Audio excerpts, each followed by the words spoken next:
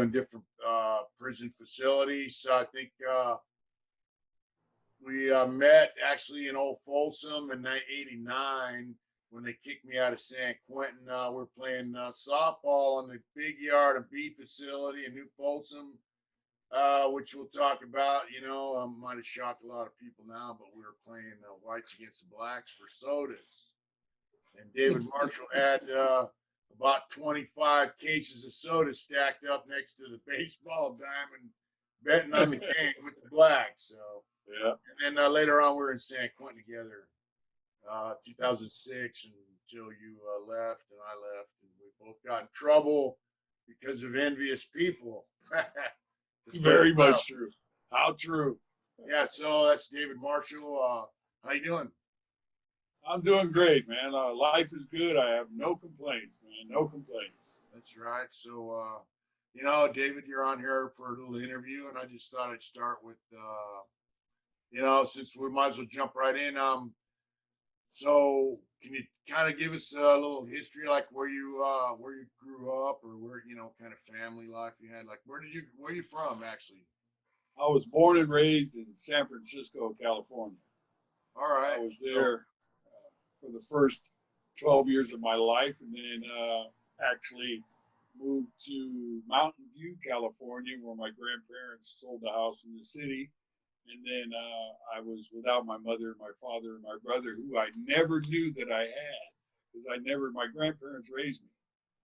My mother's parents raised me in San Francisco, California. And then when I turned 12 years old, when we moved to Mountain View, California, 2 months later, my mother came and told me I was moving to Hayward, California, and I had a brother. I never seen him ever in my first 12 years of existence.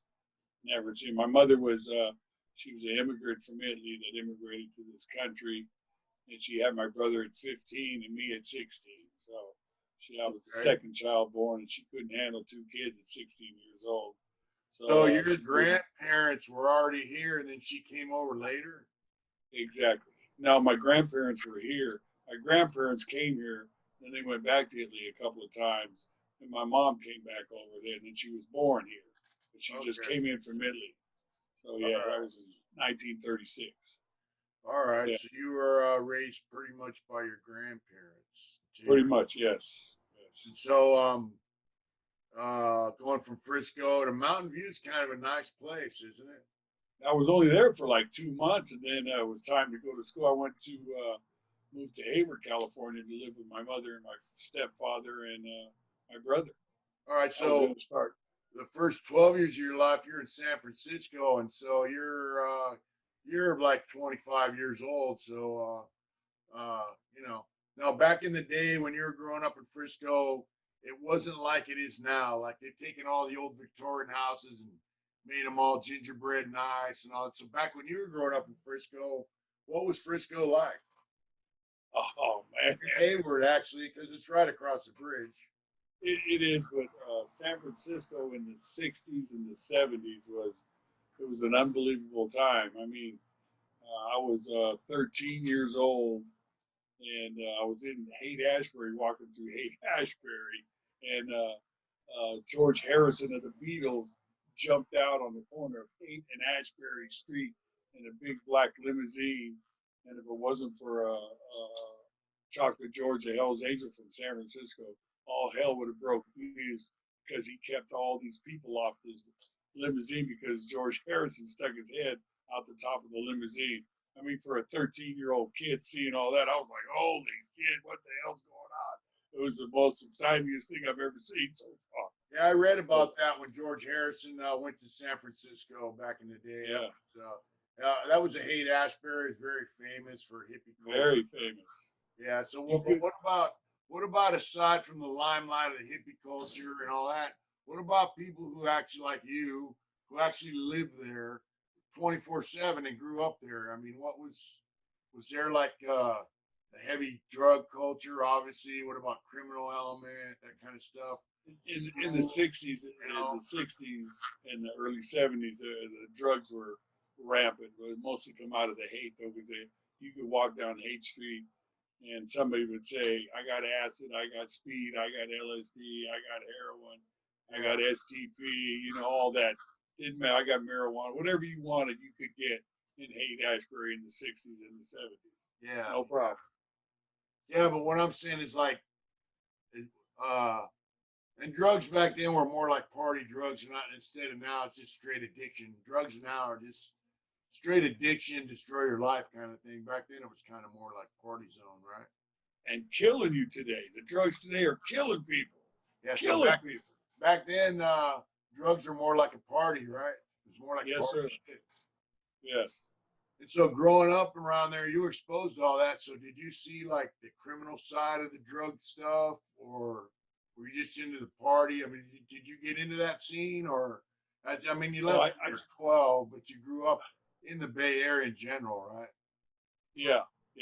So I didn't see it till actually about sophomore year in high school and stuff. That's when I started to, smoke a little pot. I go with my next door neighbor, Brad. We used to go to school in the morning. And one morning he called me over to the house and his big brother was there, Russell. He was an old hippie from the Hague. And he said, hey, you ever smoke a spiff? I go, a spiff? What the hell's a spiff? And it was a joint. So I smoked that. That was it. That was all she wrote. Yeah. From that day on. He called it a spiff. I'll never forget that. You were in high school, but when you first got exposed to the drug thing, huh? Yeah. Well, I seen it when I went to Haight-Ashbury when I was younger, but I never indulged with it. I used to hear it all the time, Right. So it was different. All right. So what about like, different stuff like motorcycles? I know San Francisco, the whole Bay Area had a lot of motorcycle club stuff going on back then, and very much. Different clubs. And we don't talk about any specific group of person by name because obviously you and I are not members of any motorcycle association, so we can't speak for them. But there was a lot of motorcycle stuff going on, club type stuff going on in the Bay Area when you were growing up. There was very much. And you used to see a certain one that used to. My brother used to work at a gas station in Hayward, and sometimes they would come off the San Mateo Bridge runway in a big pack of 50 or 100. Wow, there's that many guys in the club, huh? They were just. It was crazy. I'll never forget the day that he was working. They all pulled into the Gulf station to get gas. And they just brought their bikes up, loaded up with gas, and off they went. Yeah. It was crazy. It took a while to gas them all up, huh? Oh, yeah. It was pretty wild. But on a daily life, like you mentioned, Chocolate George, who's a guy who passed away many years ago. He had a monster funeral, a massive amount of bikes when he had his funeral. Didn't he get hit by a car or something? I thought so. I wasn't sure. He passed away, but something like that, or an accident. Something happened where he got hit. I think he got wiped out like that. And they call him Chocolate George because you like to drink chocolate milk, right? That was his story. That was a true story. I heard that years later. Yeah. I said, I seen this guy. Yeah, I seen this guy that was helping George Harrison when the Beatles popped his head out of a limousine, and they called him Chocolate George, the Hell's Angel. I go, whoa, Lord. And I found out that he liked to drink chocolate milk. And so, like, when you're growing up, you're seeing the motorcycles and all that kind of stuff. Even before you got into smoking weed, you seen all this stuff going on in your town, right? Seen it, yeah. You used to see it all the time. They were pretty prevalent. So I'm going to say, like, the bike clubs, there were other clubs there in Frisco, Bay Area, but so you saw it on a daily basis growing up there, right? Pretty much, yes. And then you hear about their reputation and different stuff, and yeah, and all so that. Like, as you're growing up, going to school. By the way, did you play sports or any of that kind of stuff going to school? I was a baseball player, man. I was a baseball player.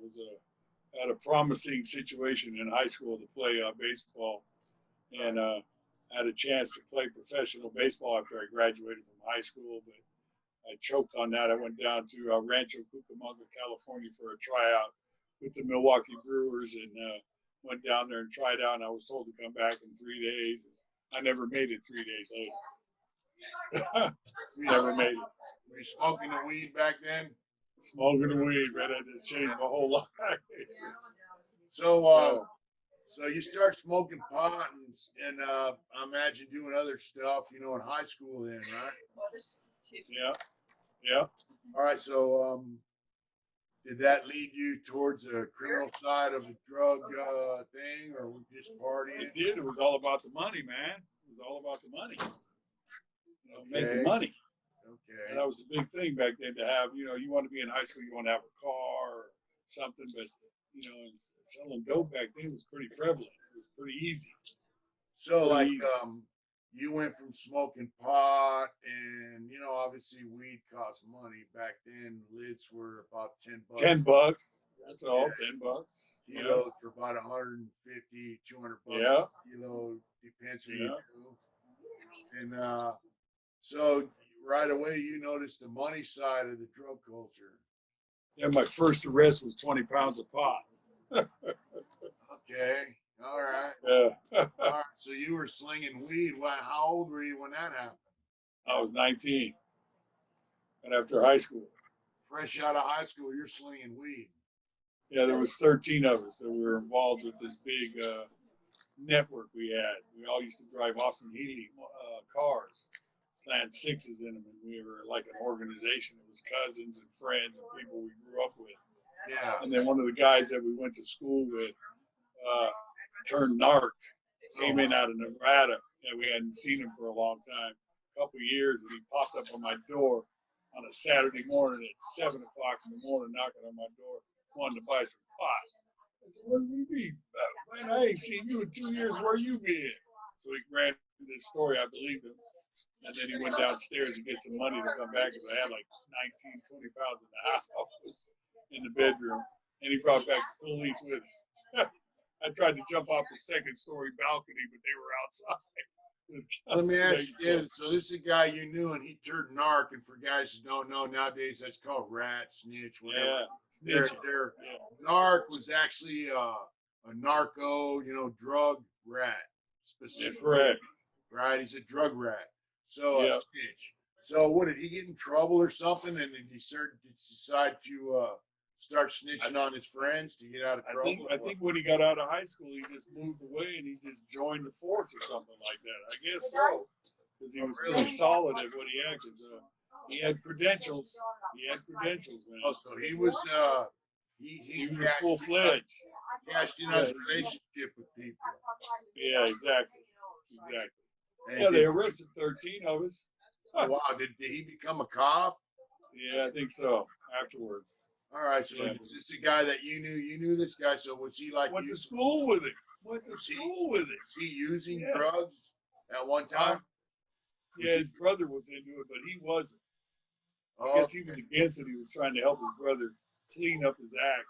He was strongly against it, even in school. He did 3 weekends in Santa Rita. Oh, that's it? I got 3 weekends. That's it. All right, so was that your first time in jail? It was, yeah. And so Santa Rita, you know, I'm from down south. Yeah, but now being in San Quentin and other Northern California prisons, I've heard a lot about Santa Rita. I heard it's pretty messed up. Yeah, it was like a compound, like a barracks. You know what I mean? It was like an army setup. You had barracks on the right, barracks on the left, and you had each section was a different housing area for individuals. The ones that were locked up the most were the ones that were going to court and all that kind of shit. Then the weekend people, we would come in on Friday night and then go out on Sunday night. They'd keep us way down at the end of the compound, and then everybody would come up that seen you. If you knew somebody, they'd come like, hey, did you bring anything in, bro? What's up? You got something for me? You know, and then usually after my first weekend, I seen some people I knew, so the following weekend, I brought something in for them. You know how that goes. Throw it over the fence to them and all that old good stuff. Yeah. You know? So when you got busted, you go to county jail. Did you get out of the county jail on bail, or you stay there, or what? Yeah, I bailed after 5 hours. Yeah, and that was your first jail arrest experience? Very much so, yes. Yeah. All right. So after you did that, did you continue with your adventures into the drug world and the criminal behavior and all that? Or well, I joined the union. I was a carpenter too. I joined the union after high school too, so I was pounding nails. I went through the joint apprenticeship training program to do that. I did that for 4 years before I became a journeyman. So every 90 days, I got a 5% raise on my check, so forth and so on. But on the side, I was still hustling and doing shit on the side. All right, so you're working as a carpenter. You're working as a carpenter. Yes, sir. Yes, sir. All right. Yeah. And your little wheeling dealing on the side. How's that working out for you? How did it work out back then for me? Yeah. Is that what you're asking me?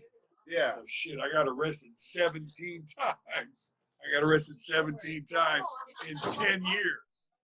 17 times in 10 years. That's almost twice a year. That's about right.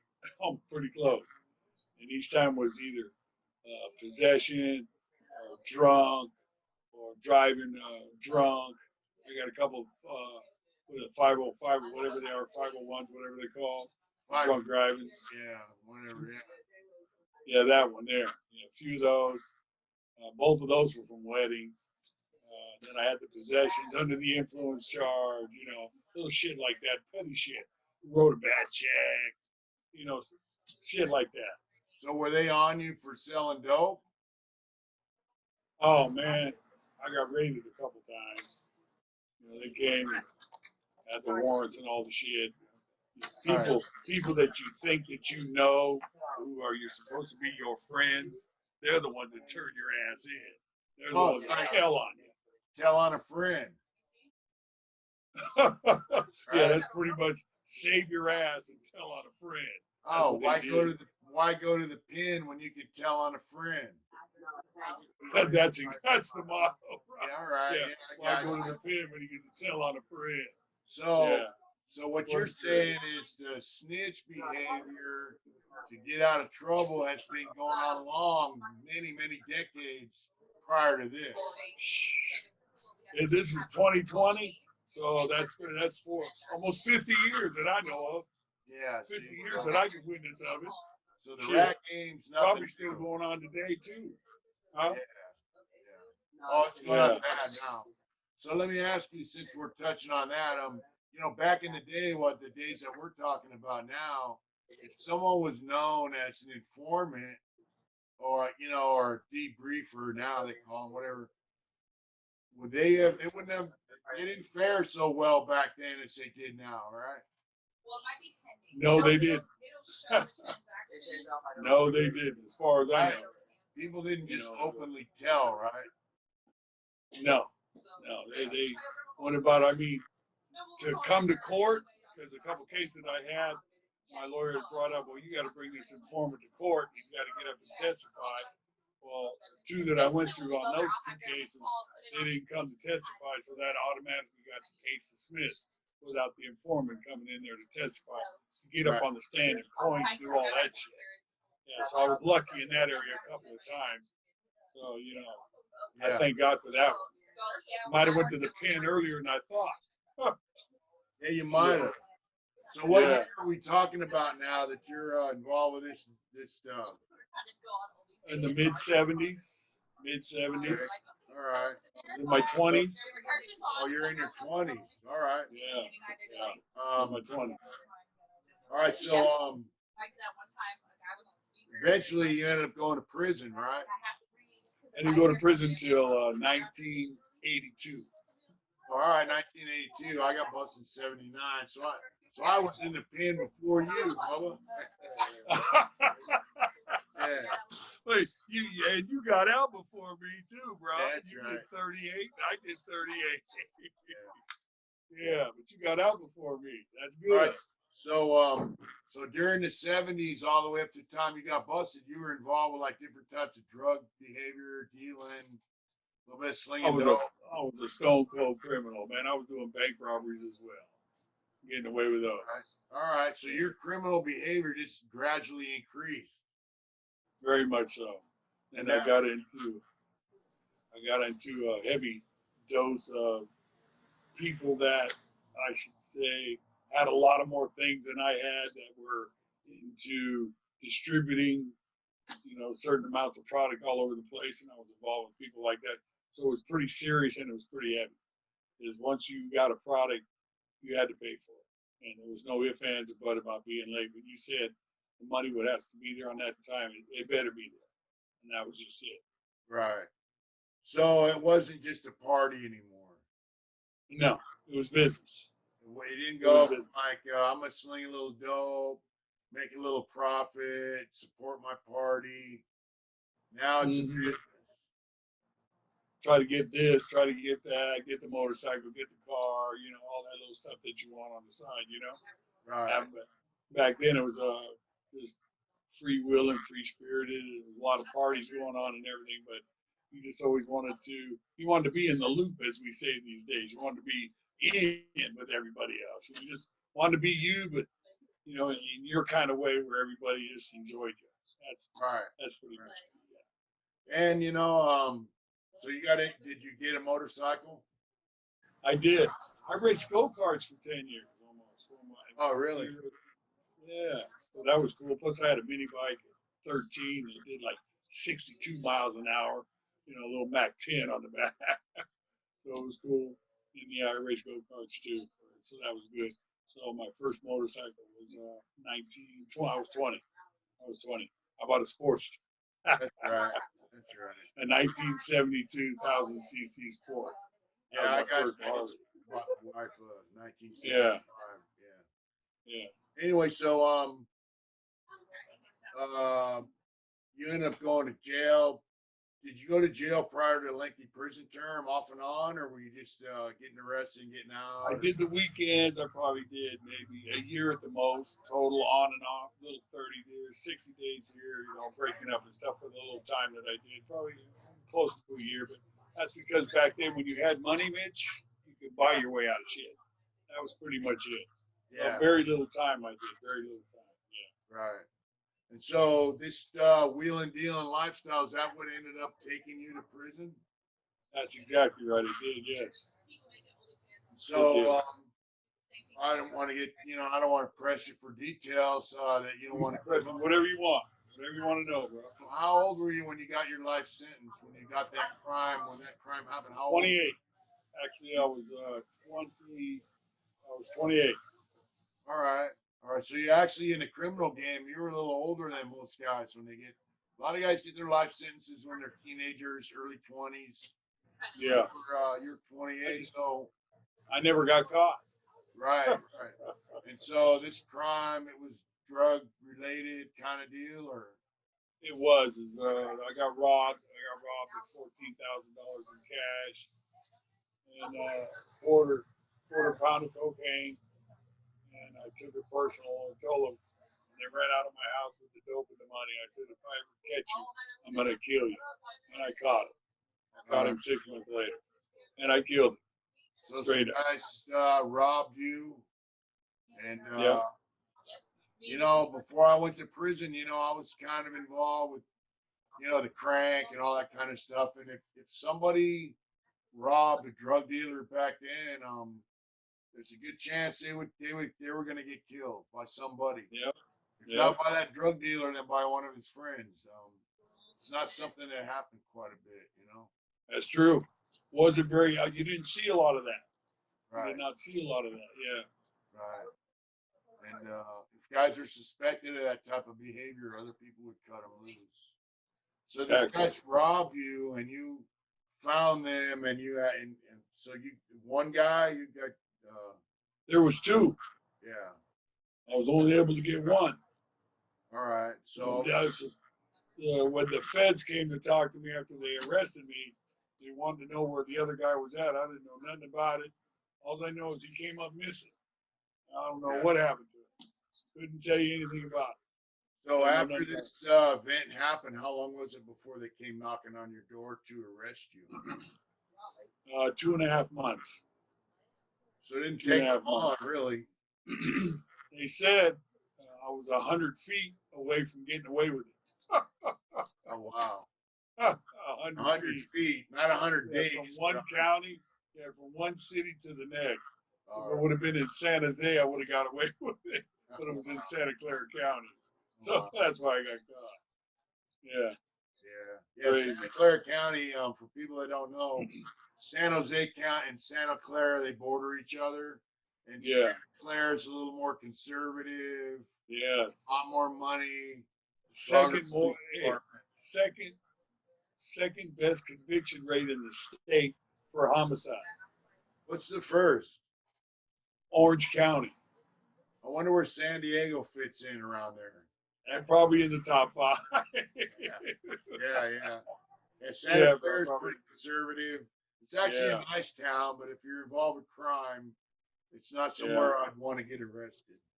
That's true. Yeah. So you got busted. Did you go to jury trial? I took a deal. The All best right. deal I got was 25 to life. That was it. So the alternative would have been the death penalty or life without? Exactly. Yeah. Okay. Because it was premeditated or whatever? Exactly. All right. So what year was that when you got busted? 82. All right. How long did it take you to get to prison? Let's see, March, May, June, 4 or 5 months. 5 months. So like you're 28 years old, you've been in the mix, you're exposed to some pretty serious people. You know, you're riding motorcycles, you're probably around motorcycle clubs a little bit. So you're familiar with you know, serious criminal element. Yes. And serious, you know, tough guys. So when you go to prison, did you go to you were up north, so did you go to Vacaville for your reception? And the day that I got to Vacaville is some people who were there heard I was coming, who I knew. And then when I got to R&R, I met this guy, an old scooter tramp that was in there, and he pulled me in the bullpen, and he gave me the game from day one. He told me everything to expect, what to expect, what not to expect, what you can do, what you don't want to do, what you want to hang with, what you don't want to hang with. He taught me the ropes right then that day. So I learned everything from that day. I absorbed it all because, I mean, at 28, I ain't never been in the pen before, so I was thinking, fuck, man. You know, Vacaville was a trip back then. It was a trip. Yeah, so, but still, you know, because of your background going to prison and your age, a lot of guys going to prison when they're, you know, I got busted when I was 17. When I was 18, I was sitting in Chino, which is a reception center back then for Southern California. And, you know, I was a kid. Yeah. So, you know, a lot of kids go in there, they get impressed by, you know, prison gang members, you know, guys with tattoos, been done a little bit of time. They get impressed by certain stuff and they get influenced by certain stuff. Yeah. You know, luckily I grew up around, you know, in a town that had a lot of motorcycle club members, a lot of guys that were just bikers, outlaw type guys that were just independent. And so I was, you know, I really wasn't too keen on spending the rest of my life in prison or dedicating my life to that. But for you at 28, you were probably not as influenced as some of these youngsters that go in there, right? No. I have my own agenda, and I thought that was the best thing. I mean, over the years, my counselors used to ask me, "How the hell did you make it without joining a tip, like the brand or anything like that?" Right? I said, "No, thank you. No, thank you. I did my own thing. I stayed away. I knew them. You know, I knew who they were, and you know, how you doing? What's up? Maybe played a game of handball or two or some sport or whatever they did. But other than that, it was, you know, just back then, all the prison gangs were out on the main line back then. Yes, they were. I mean, there was the Mobster, the Texas Syndicate, the BGF, the Brand. So, they also had guys from motorcycle clubs on the main line, all the prison gang members. You know, so, but you know, people don't understand. I mean, they have this. Everybody was just everybody. You know, everybody's just. If you're on a certain level of respect, right? That's where it stays. You know, you can increase it or decrease it depending on your behavior. Exactly.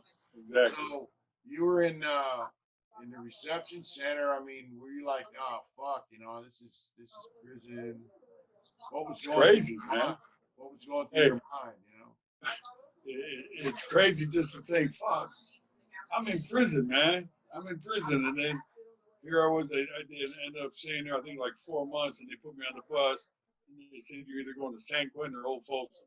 So I ended up at Old Folsom. I'll never forget the day they said we got on the bus. We drove on the bus. You could holler, scream on the bus, talk to your guy in front, 4 or 5 row seats up and shit. Cops didn't say nothing. But the minute we hit that crest of the hill to go to Old Folsom, you could hear a pin drop on that bus, man. People were just like, oh, fuck. I even said to myself, holy shit, this is real prison.